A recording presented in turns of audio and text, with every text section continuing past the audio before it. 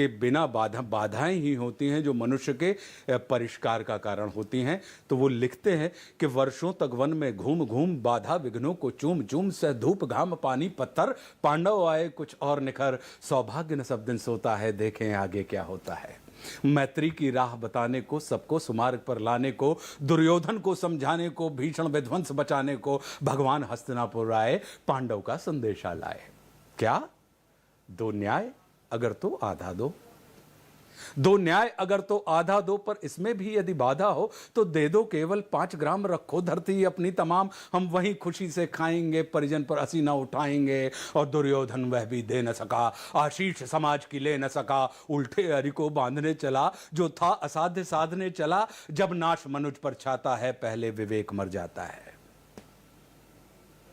हरि ने भीषण हुंकार किया अपना स्वरूप विस्तार किया, डगमग डगमग दिग्गज डोले भगवान कुपित होकर बोले जंजीर बढ़ाकर साध मुझे हाँ हाँ दुर्योधन बांध मुझे। यह देख गगन मुझ में लय है, यह देख पवन मुझ में लय है, मुझ में विलीन संसार सकल मुझ में लय है, झंकार सकल अमृत फूलता है मुझ में, संघार झूलता है मुझ में, उदयाचल मेरा दीप्तिभाल भूमंडल वक्ष स्थल विशाल, भुज परदि बंद को घेरे हैं, मैनाक मेरु पग मेरे हैं, दीप्ते जो ग्रह नक्षत्र निकर सब है मेरे मुख के अंदर, दीर्घ दृश्य अकांड देख मुझ में सारा ब्रह्मांड देख, शत कोटि सूर्य शत कोटि चंद्र शत कोटि सरित सर सिंधु मंद्र, शत कोटि विष्णु ब्रह्मा महेश, शत कोटि जिष्णु जल पति धनेश, शत कोटि रुद्र शत कोटि काल, शत कोटि दंडधर लोकपाल, जंजीर बढ़ाकर बांधने हाँ हाँ दुर्योधन बांध मुझे। तो ये जो बात है कि उन्होंने समस्त ब्रह्मांड के दर्शन जो अपने स्वरूप में कराए हैं, और वो आगे कहते हैं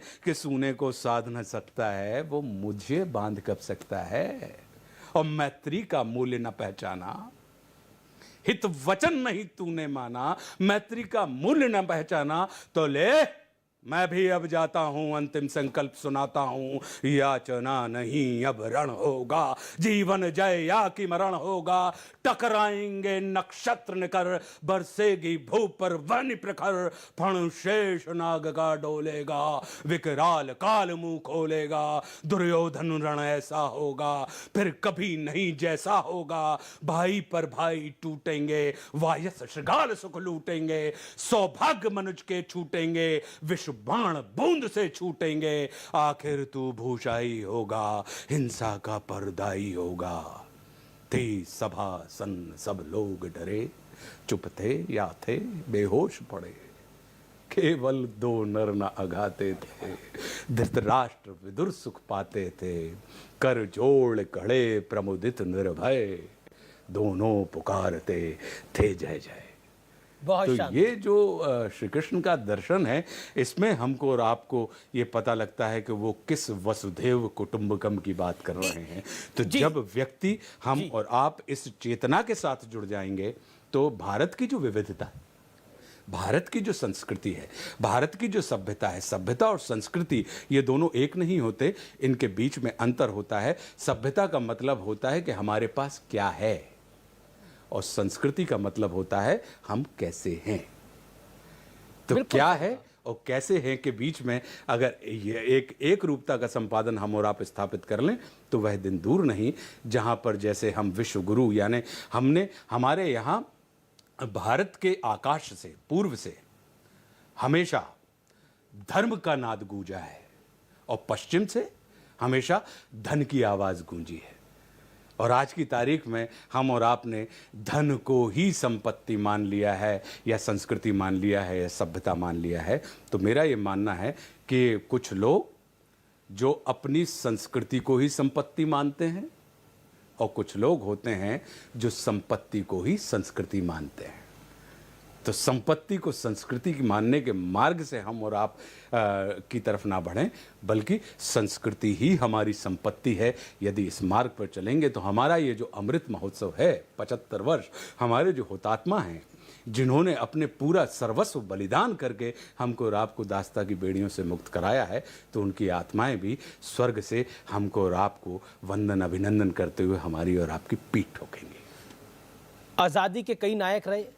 महात्मा गांधी रहे, सुभाष बाबू रहे, लोकमान्य तिलक रहे,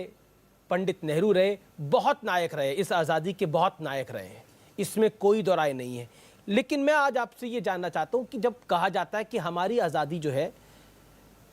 हमें अंग्रेज़ों से आज़ादी 75 साल पहले मिली, लेकिन हमारा इतिहास 75 साल पुराना नहीं है। हमारा इतिहास आदिकाल से है। हमारा इतिहास बहुत पुराना है। जब हम भारत की बात करते हैं तो हमें महाभारत में जाना पड़ता है। क्या आपको लगता है कि गीता की पंक्तियां आज भी जीवन में सबके, हम सबके, आपके, मेरे, हम सबके करोड़ों दर्शकों के न्यूज़ 18 के माध्यम से जो इस समय आपको देख रहे हैं, उनके जीवन में चरितार्थ होती हैं? बिल्कुल होती हैं, क्योंकि गीता जो है वो सिर्फ और सिर्फ कर्मकांड का पुराण नहीं है, वो हमारे धर्म, कर्म और मर्म का ग्रंथ है कि उसमें हमारे जीवन को और हमारे जीवन दर्शन को कैसे देखा जा सकता है, हमारी दृष्टि को कैसे विस्तृत किया जाता है कि हम अपनी संकीर्ण दृष्टि को कैसे और विस्तारित कर सकते हैं। तब वो कृष्ण के द्वारा, श्री कृष्ण के द्वारा दिए गए इस मंत्र के मर्म तक हम पहुंच सकते हैं कि पूरी वसुधा ही हमारा कुटुंब है। जी, गीता की ऐसी कौन सी ऐसी पंक्ति है जिसको आप अपने तरीके से कहना चाहेंगे? बिल्कुल आखिरी दौर में हमारा संवाद है। देखिए, मैं तो संपूर्ण गीता को ही मैं ये मान के चलता हूँ कि श्री कृष्ण ने, क्योंकि गीता का जो उद्भव हुआ है वो एक ऐसी जगह पे हुआ है कि जहाँ पे भीषण संघर्ष की स्थितियाँ खड़ी हुई हैं और परम पुरुषार्थी जिसे नरावतार कहा जाता है अर्जुन, जिसके बल के ऊपर समस्त पांडव जाकर अपने द्वारा अपने ऊपर किए गए अन्याय का प्रतिशोध लेने के लिए वो कुरुक्षेत्र के मैदान में खड़े होते हैं और ठीक ऐन मौके पर एक परम पुरुषार्थी व्यक्ति द्वंद्व से घिर जाता है और उसे लगता है कि यह सब कुछ बेकार है। तो द्वंद्वित व्यक्ति को निर्द्वंद करने के लिए परमात्मा श्री कृष्ण ने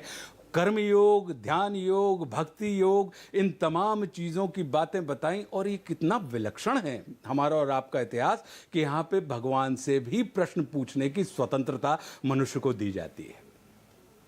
भगवान के द्वारा कहे गए उद्भव या उद्धृत उत्तरों के ऊपर भी, और अंत में वो हर बार कहते हैं श्री कृष्ण कि अर्जुन, ये तमाम चीज़ें मैंने तुम्हें बता दी हैं, लेकिन अब तुम वह करो जो तुम्हारा मन बोलता है। तो ऐसी वाली बात कि जिसने अपनी संपूर्ण बागडोर उनके हाथ में सौंप दी है, तो गीता की तो प्रत्येक लाइन, प्रत्येक ऋचा, प्रत्येक श्लोक, प्रत्येक चर्चा, यदि हम और आप लोग कहते हैं कि गीता समझ में नहीं आती। एक बड़ी अच्छी कहानी है कि एक दादाजी ने अपने बच्चे से कहा कि बेटा गीता पढ़ा करो। बच्चा आया, जवान था, और उसने कहा कि दादाजी मुझे गीता बिल्कुल समझ में नहीं आती है, संस्कृत में लिखी हुई है और आप व्यर्थ में मुझे पढ़वा रहे हैं। दादा ने कहा ठीक है, मत पढ़ो, एक काम करो, एक कोयले की टोकरी रखी हुई थी, उन्होंने